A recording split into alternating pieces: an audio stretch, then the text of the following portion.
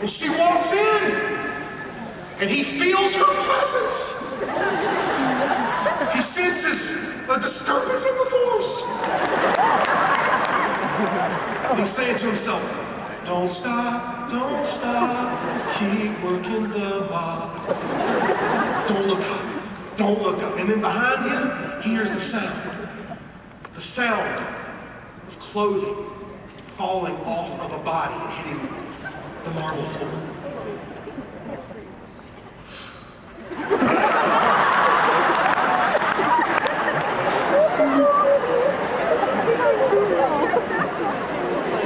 He's thinking to himself, oh my goodness, there's a naked woman behind me. God, I love you, God of Abraham, Isaac, and Jacob. Jacob was my dad, Isaac was my granddad, Abraham. Don't stop! Hold them up! Don't stop! Hold them up! And then, his 18-year-old shoulder feels a...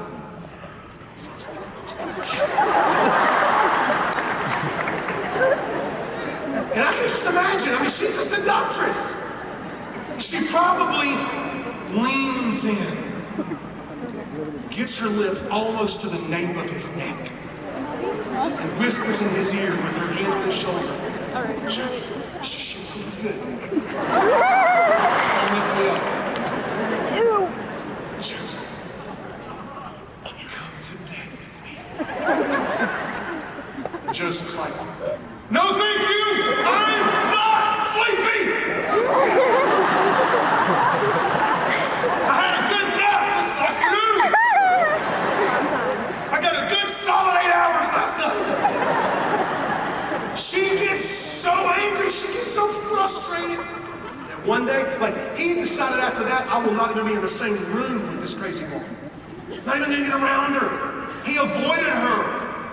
Listen, don't think for 1 second Joseph didn't want to have sex with her. His body probably wanted it, but he told his body to shut the heck up. Some of y'all would do well. I'm not joking now. I'm being your pastor. Some of you would do well to know how to tell your body to shut up. I have to do it all the time. Shut up. Get up out of bed. Shut up. Get up. Put up.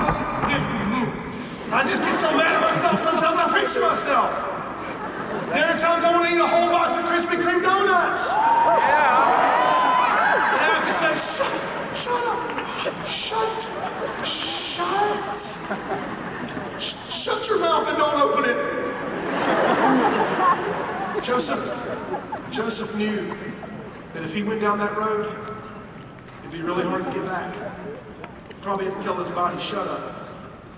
No, I'm not listening to what my hormones tell me. No, God is in me, God is for me, God is with me, God has me here for a purpose. And so one day, verse 11, he went into the house to attend to his duties, and none of the household servants was inside. She caught him by his cloak and said, come to bed with me. But he left his cloak in her hand and ran out of the house.